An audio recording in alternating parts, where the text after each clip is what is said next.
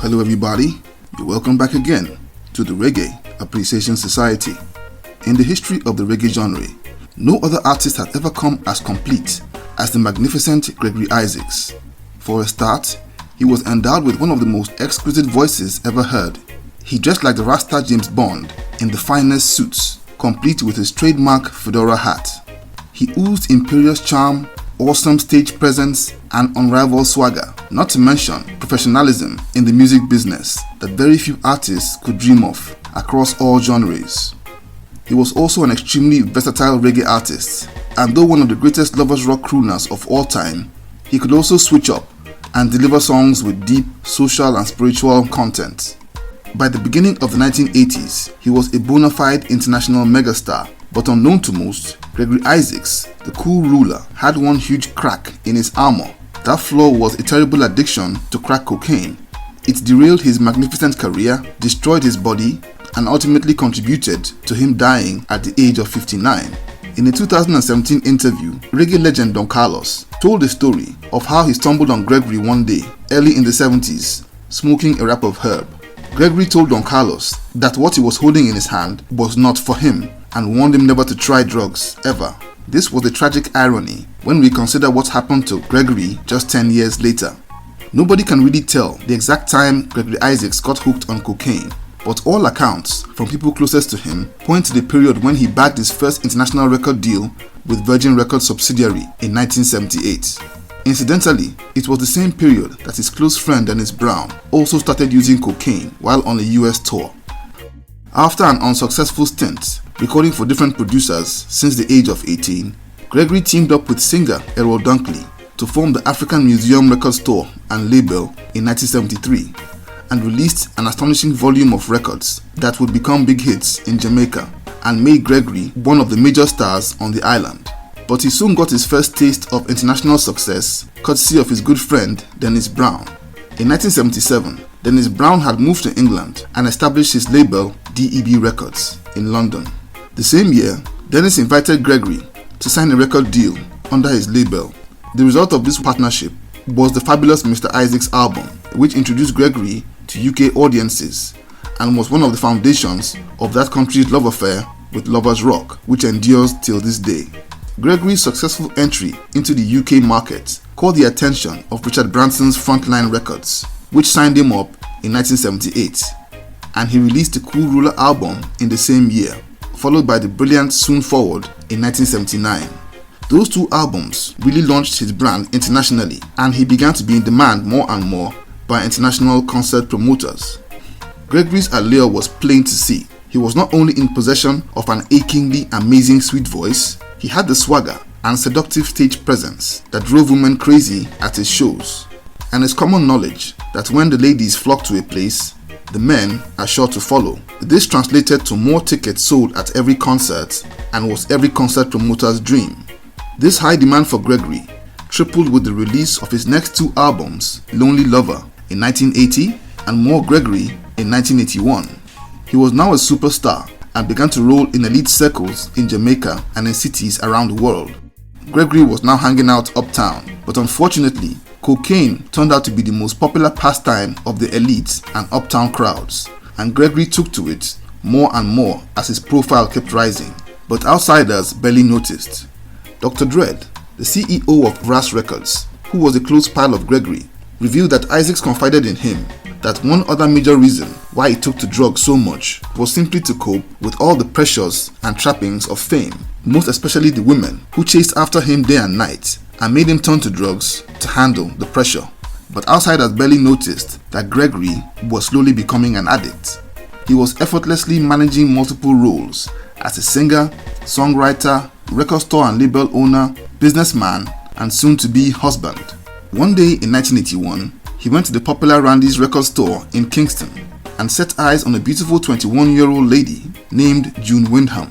It was love at first sight for Gregory, and he struck up a conversation with June, who was then a student at a teacher's training college. The pair started dating and got married in 1982, around the same time Gregory signed for Island Records.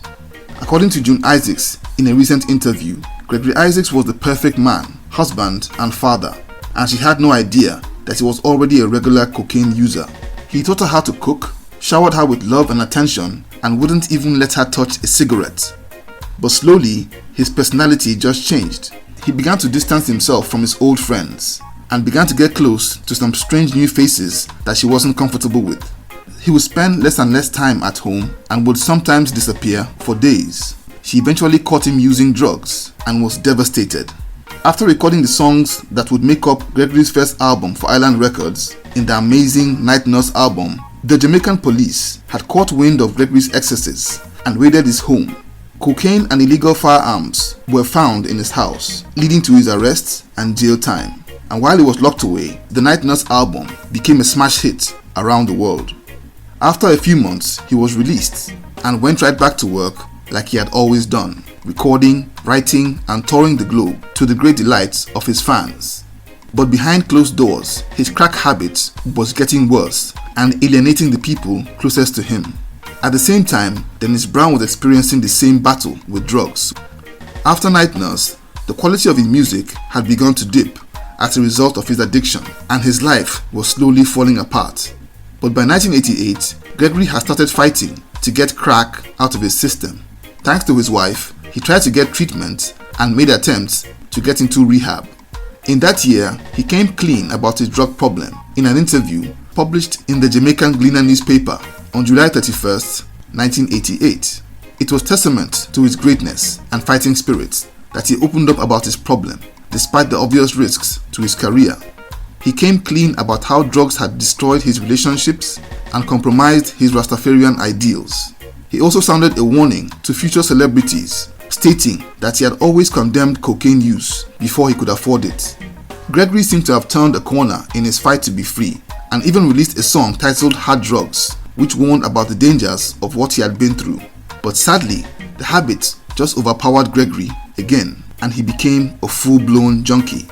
He had always managed to balance his drug use with his work, but he had started to frustrate concert promoters out of wanting to work with him, as he became more and more unreliable, missing flights for overseas shows and even concerts in Jamaica. To fund his habit, he began to record music at an astonishing rate, and with this surge in quantity, it led to a sharp decline in quality that didn't go unnoticed by his fans.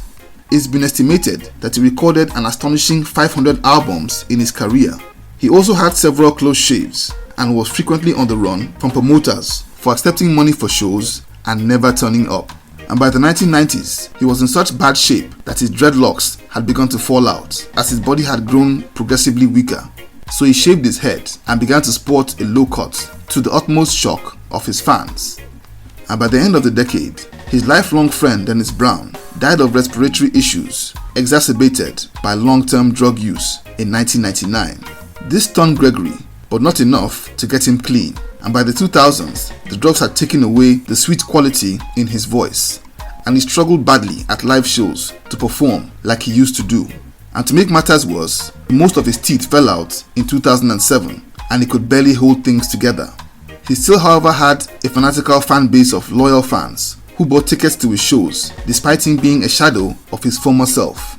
In 2008, doctors found a tumor in his lung in its very early stages, but given his mental and general state, he ignored it until it had spread throughout his body and eventually took his life on the 25th of October 2010 in London.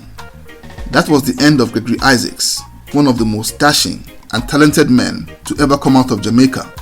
His decline and demise reads like a tragedy and is a cautionary tale about the evils of drug abuse. But for all of his faults, he showed a bravery and honesty that is rarely seen in artists of his caliber, as he was among the few to openly own up about his drug addiction. And through all the bizarre episodes in his life, he was described by those closest to him as a really good man, who, despite suffering titanic challenges and huge personal demons, did his best to live up to the standards of a loyal friend, gentleman, and consummate artist. So there you have it. Thank you for watching the video today. Please leave a like, subscribe, and until next time, Jah bless.